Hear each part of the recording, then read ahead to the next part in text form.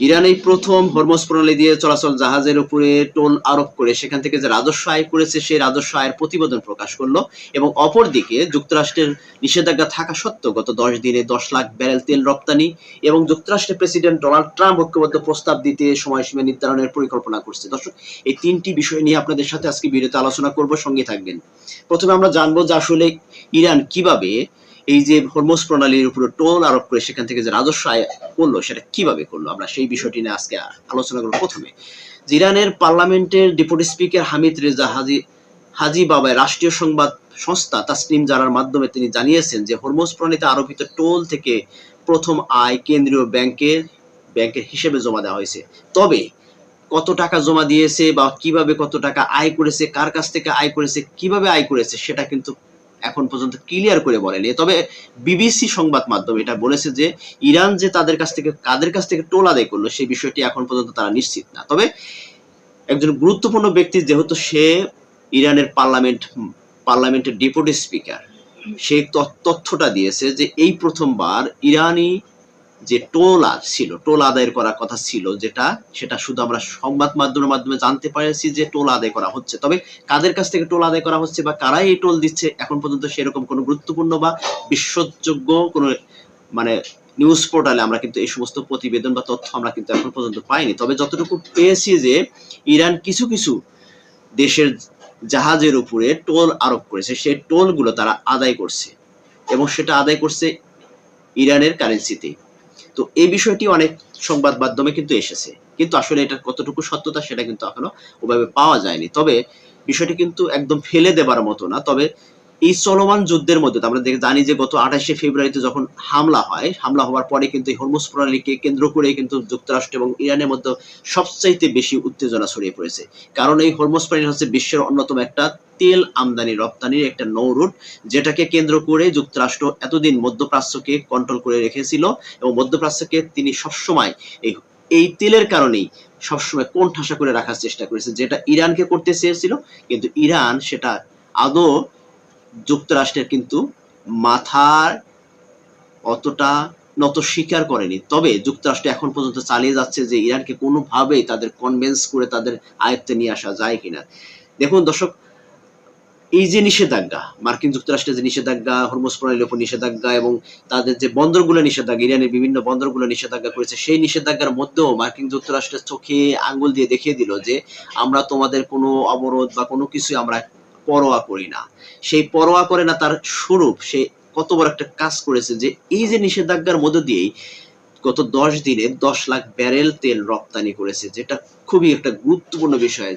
ইসলামাবাদ এবং মার্কিন ইরানি প্রতিনিধির সংলাপের ব্যর্থ হওয়ার পর প্রেসিডেন্ট ডোনাল্ড ট্রাম্পের যখন মাথা নষ্ট যে হরমুজ প্রণালীকে কিভাবে নিজের আয়ত্তে নেওয়া যায় সেইটাকে একদম উপেক্ষা করে ইরানি এই পদক্ষেপটা অত্যন্ত সাহসী এবং অত্যন্ত গুরুত্বপূর্ণ একটা পদক্ষেপ বলে অনেকে অভিহিত করছে। যে আসলে ইরান দেখিয়ে দিল যে যুক্তরাষ্ট্র কিভাবে তার নাকে খড় দিয়ে যুক্তরাষ্ট্র যে মধ্যপ্রাচ্য থেকে পালিয়ে যাবার পথ হয়েছে বা পালিয়ে যাবার পথ দেখিয়ে দিচ্ছে ইরান, সেটা কিন্তু আবারও প্রমাণ হচ্ছে।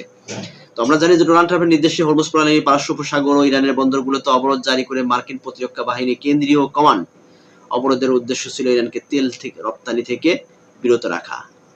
দেখেন, তবে অবরোধটি কতটা কার্যকর হয়েছে তা নিয়ে ইতিমধ্যে প্রশ্ন উঠেছে, কারণ যুক্তরাজ্য ভিত্তিক অ্যানালিটিক্স সংস্থা বোর্টেক্স জানিয়েছে যে অবরোধের প্রায় 10 দিনে প্রায় 10,70,000 ব্যারেল তেল পারস্য উপসাগর দিয়ে দেশের বাইরে পাঠিয়েছে ইরান।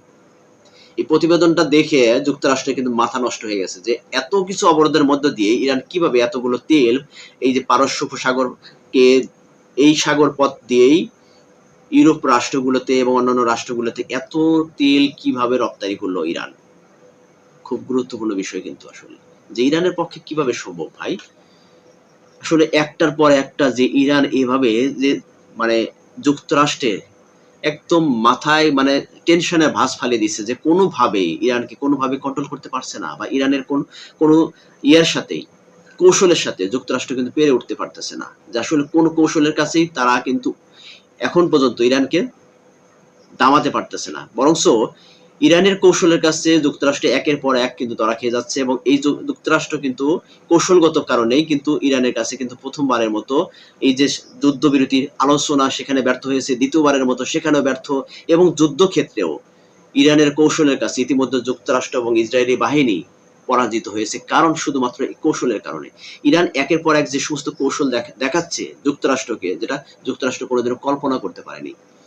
এই যে হরমুজ প্রণালী কেন্দ্রিক আয়ের একটা উৎস ইরানের পক্ষ থেকে বলা হচ্ছে, এবং 10,70,000 ব্যারেল তেল পারস্য উপসাগর এই দিয়ে দেশের বাইরে পাঠিয়ে দেওয়া, এই সমস্ত অবরোধের মধ্যে থেকেও এতগুলো তেল রপ্তানি করা ইরানের পক্ষে আদৌ কি সম্ভব ছিল? কিন্তু সেটা ইরান করিয়ে দেখিয়েছে। এদিকে এই সমস্ত বিষয়ের উপরে এখন ট্রাম্পের যখন মাথা নষ্ট হয়ে যাচ্ছে, তখন ট্রাম্প আবার সিদ্ধান্ত নিল কি যে ইরানের সাথে একটা আলোচনা বা সমঝোতা করে তাদের যে একটা ঐক্যবদ্ধ থাকার যে একটা প্রস্তাবের সময় সীমা নির্ধারণ করে দেওয়ার বিষয়টি, সেটা নিয়ে এখন ট্রাম্পের মাথা নষ্ট যে এটা কিভাবে কি করা যায়। ট্রাম্পের পক্ষ থেকে বলা হচ্ছে যুদ্ধবিরতি স্থায়ী করতে এবং কূটনৈতিক আলোচনা গতি ফেরাতে ইরানকে একটি ঐক্যবদ্ধ প্রস্তাব উপস্থাপনের জন্য নির্দিষ্ট সময় সীমা দেওয়ার পরিকল্পনা করছেন যুক্তরাষ্ট্রের প্রেসিডেন্ট ডোনাল্ড ট্রাম্প। ট্রাম্প প্রশাসনের অভ্যন্তরীণ আলোচনার সঙ্গে পরিচিত দুটি সূত্র সিএনএনকে তথ্য দিয়েছে। তবে এই বার্তাটি ইরানের কাছে আনুষ্ঠানিকভাবে পৌঁছেছে কিনা সেটা এখনো নিশ্চিত না। সংশ্লিষ্ট সূত্রগুলোর মতে যে যুক্তরাষ্ট্র চায় না যে যুদ্ধবিরতির সময় অনির্দিষ্টকালের জন্য বাড়ানো হোক বা ইরান আলোচনাকে দীর্ঘায়িত করে। তবে জানা গেছে যে নির্ধারিত সময়সীমা পেরিয়ে গেলে যুদ্ধবিরতির মেয়াদ বাড়ানোর বিষয়ে ট্রাম্পের সতর্ক অবস্থানে রয়েছেন। তিনি দ্রুত একটি সমঝোতায় পৌঁছাতে আগ্রহী এবং বিশ্বাস করেন সময়সীমার চাপ ইরানকে দ্রুত আলোচনার টেবিলে ফেরাতে বাধ্য করবে। তবে এর আগে সিএনএন এক প্রতিবেদনে বলা হয় যে ইরানের নেতৃত্বের মধ্যে মতবিরোধ তৈরি হয়েছে। আলোচকদের পর্যাপ্ত ক্ষমতা দেওয়ার প্রশ্নে তারা একমত হতে পারেনি, যা চুক্তি চূড়ান্তের পথে বাধা তৈরি হতে পারে। সূত্রগুলো আরো জানায় যে ইরানকে অতিরিক্ত সময় দেওয়ার সিদ্ধান্ত একদিকে যেমন কূটনীতিক সমাধানের প্রতি ট্রাম্প প্রশাসন আগ্রহের ইঙ্গিত দেয়, তেমনি সামরিক পদক্ষেপ পুনরায় শুরু করতে তাদের অনিচ্ছাকেও তুলে ধরে। অন্যদিকে ট্রাম্প মনে করেন যে আলোচনার সময় হরমুজ প্রণালীতে যুক্তরাষ্ট্রের নৌ অবরোধ ইরানের উপর চাপ সৃষ্টি করবে, তবে তার সহযোগীরা সতর্ক করে দিয়েছেন যে এই অবরোধ দীর্ঘস্থায়ী হলে বৈশ্বিক অর্থনীতির উপরে নেতিবাচক প্রভাব ফেলবে। দেখুন, এই যে সময়সীমা, এই যে যুদ্ধবিরতির যে একটা আলোচনা নিয়ে যে অনির্দিষ্টকালের যুদ্ধবিরতির ঘোষণা দিয়েছে ট্রাম্পের পক্ষ থেকে, শুধুমাত্র এটা আলোচনার পথকে উন্মুক্ত করে রাখার জন্য। কারণ ইতিমধ্যে ইরানের পক্ষ থেকে যে সমস্ত থ্রেট বা ইরানের পক্ষ থেকে যে সমস্ত তাদের যে নিষেধাজ্ঞা, এটাকে প্রত্যাহার স্বরূপ যে সমস্ত ইরানকে যুক্তরাষ্ট্রকে শর্ত জড়িয়ে দিচ্ছে, এই শর্তগুলোকে আসলে যুক্তরাষ্ট্র মানবে কিনা বা যুক্তরাষ্ট্র আসলে সেগুলো পালন করবে কিনা। যদি পালন না করে তাহলে সেই অনির্দিষ্টকালের যে যুদ্ধবিরতির যে সময়সীমা কতদিন হতে পারে সেটা কিন্তু এখনো বলা যাচ্ছে না। তবে যুক্তরাষ্ট্রের প্রশাসন কিন্তু এখন পর্যন্ত তারা চাচ্ছে যে একটা আলোচনার মধ্যে দিয়ে, একটা সমঝোতার মধ্যে দিয়ে এই যে যুদ্ধ একটা স্থায়ীভাবে সমাধানের পথ হোক। তবে তারা আবার এটাও বলছে যে যদি ইরান কোনোভাবে যদি এটাকে কোনোভাবেই যদি পাত্তা না দেয়, তাহলে সেই ক্ষেত্রে যুক্তরাষ্ট্র যুদ্ধের জন্য সম্পূর্ণ প্রস্তুত আছে, এবং ইরানও এই বিষয়ে তারা প্রস্তুত যে যদি আলোচনা যদি তেমন সফলতার মুখ না দেখে, সেই ক্ষেত্রে ইরান প্রশাসনও তারা যুদ্ধের জন্য প্রস্তুত। তবে এখানে একটা গুরুত্বপূর্ণ বিষয় উঠে এসেছে এই প্রতিবেদনে, সিএনএন এর প্রতিবেদনে। সেখানে বলা হচ্ছে যে ইরানের হাই কমান্ডের মধ্যে একটা মতপার্থক্যের সৃষ্টি হয়েছে এই যুদ্ধবিরতি আলোচনাকে কেন্দ্র করে। কারণ যুদ্ধবিরতি যে সমঝোতার জন্য যাদেরকে নেতৃত্ব দেওয়া হয়েছে, ইরানের স্পিকার এবং পররাষ্ট্রমন্ত্রী, এই দুজনকে সবচেয়ে বেশি গুরুত্ব দেওয়া হয়েছে, এবং এই দুজনের গুরুত্বটাই, দুজনের বক্তব্যটা বা দুজনের সিদ্ধান্তটা হচ্ছে ইরানের সর্বোচ্চ সিদ্ধান্ত। এখন এদের মধ্যে যদি মতপার্থক্যের সৃষ্টি হয়ে যায়, এটা কি আসলে মতপার্থক্য হয়েছে, নাকি এটা একটা বৈশ্বিক একটা মিডিয়ার মাধ্যমে বিশ্বকে জানান দিচ্ছে যে ইরানের মধ্যে মতপার্থক্য, এটা ইরানের উপর একটা চাপ প্রয়োগ হতে পারে বা প্রশাসনের মধ্যে একটা ফাটল ধরার একটা ব্যবস্থা হতে পারে। সেটাও কিন্তু অনেকে মনে করছেন যে আসলে এই ধরনের প্রতিবেদন যখন ছাপানো হয়, তখন ইরানের যে সাধারণ প্রশাসন আছে বা সাধারণ যে সমস্ত প্রশাসনিক যে সমস্ত দলগুলো আছে, সেই সমস্ত দলের ভিতরে অনেকটা ফাটল ধরার একটা সম্ভাবনা থাকে, যার কারণে অনেক সময় অনেক নিউজগুলো মিথ্যা রিউমার ছড়ানোর জন্য এটা করে থাকে। এখন সিএনএন যে প্রতিবেদনটা ছাপিয়েছে, সেটি মূলত আসলে মার্কিন যুক্তরাষ্ট্রের পক্ষে ইরানি প্রশাসনের বিপক্ষে একটা প্রতিবেদন হতে পারে। কারণ ইরানের প্রশাসনের মধ্যে যদি একটু ফাটল ধরাতে পারে, সেক্ষেত্রে এই সুবিধাটুকু মার্কিন যুক্তরাষ্ট্র নিতে পারে, যার কারণে এই ধরনের প্রতিবেদন অনেক সময় মিথ্যা বা ভুয়া হইতে পারে। এখন অনেকে মনে করছেন যে এটা যেমনটা সত্য বলা যাবে না, আবার মিথ্যাও যে সেটাও কিন্তু পুরোপূর্ণ বলা যাবে না। কারণ অনেকটা এরকম বহিঃপ্রকাশ ঘটছে যে যখন যাদেরকে কোনো ক্ষমতা দেওয়া হয়, তখন অনেকে এই ক্ষমতার অপব্যবহার করতে থাকে, যার কারণে এই ক্ষমতার অপব্যবহারের কারণে নিজেদের ভিতরে অনেকটা মতপার্থক্যের সৃষ্টি হয়। আসলে সর্বশেষ যে বিষয়টি এখানে আমি বুঝতে পারলাম যে আসলে যে এই যে নিষেধাজ্ঞা বলেন এবং ইরানের যে তাদের যে এই যে রাজস্ব আয়, এটার আসলে কতটুকু সত্যতা বা কতটুকু আসলে নিশ্চয়তা, এটার কিন্তু 100% গ্যারান্টি নেই যে আসলে ইরান আদৌ কি কোনো এই যে হরমুজ প্রণালী কেন্দ্রিক যে জাহাজগুলো আছে তার উপর টোল আরোপ করে যে রাজস্ব আয় করেছে, এটা আসলে কতটুকু বাস্তবসম্মত বা কতটুকু সত্য, এটার যেমন সত্যতা নিশ্চয়তা এখন পর্যন্ত বিশ্ব মিডিয়া পায়নি, তেমনি আবার ইরানের কথা ফেলে দেওয়ার মতো না। অপরদিকে যে এই যে 10,70,000 ব্যারেল তেল রপ্তানি, এটা একটা ইরান বুঝে দিল যে আসলে যুক্তরাষ্ট্রের যে সমস্ত নিষেধাজ্ঞা ইরান কোনোভাবে তোয়াক্কা করে না। ইরানের চোখে আঙ্গুল দিয়ে মানে যুক্তরাষ্ট্রের চোখে আঙ্গুল দিয়ে বুঝিয়ে দিল যে তোমাদের হুমকি দামকি এই সমস্ত কিছু ইরান কখনোই পরোয়া করে না এবং ভবিষ্যতেও করবে না। এখানে কিন্তু একদিক দিয়ে যুক্তরাষ্ট্রের পরাজয় ঘটলো, অপরদিকে যুক্তরাষ্ট্র ইরানের সাথে যে সমঝোতা করার জন্য যুক্তরাষ্ট্রের প্রেসিডেন্ট ডোনাল্ড ট্রাম্প যে সমস্ত সিদ্ধান্ত বা সময়সীমা নির্ধারণ করে দেওয়ার একটা বিষয় তিনি বারবার উল্লেখ করার চেষ্টা করতেছেন, সেটাও কিন্তু একদিকে ইরানের বিজয়, অন্যদিকে যুক্তরাষ্ট্রের পরাজয়। কারণ যুক্তরাষ্ট্র বারবার চেষ্টা করতেছে যুদ্ধবিরতি।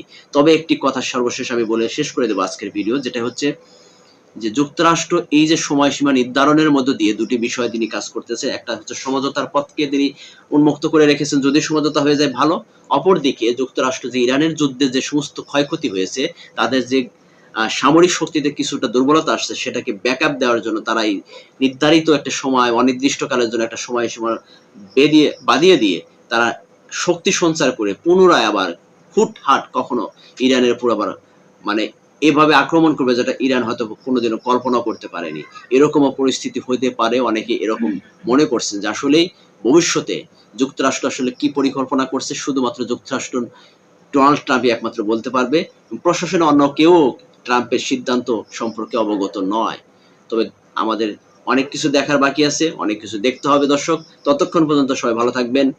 আল্লাহ হাফেজ। আসসালামু আলাইকুম ওয়া রাহমাতুল্লাহি ওয়া বারাকাতুহু।